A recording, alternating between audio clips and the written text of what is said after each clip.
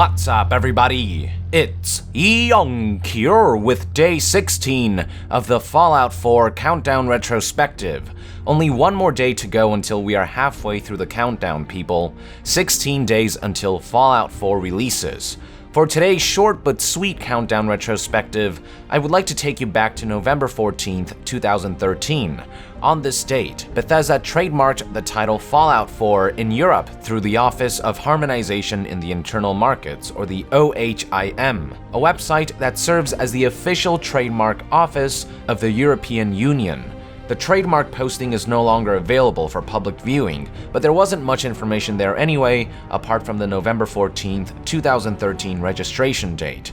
If people didn't believe that Fallout 4 existed prior to this trademark, this sure as hell sealed the deal. The hearts of Fallout fans had been broken multiple times at this point with a myriad of fake rumors and news, but with this trademark, they could at least rest easy knowing that the game did indeed exist.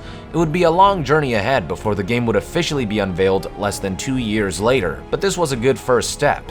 With that, I would like to end day 16 of the Fallout 4 Countdown Retrospective. Thank you for tuning in. Let us know in the comments below what your train of thought was when you saw this trademark back then. And to be further updated on Fallout 4, stay tuned right here on Young Yeah. I'll see you guys next time. Young out.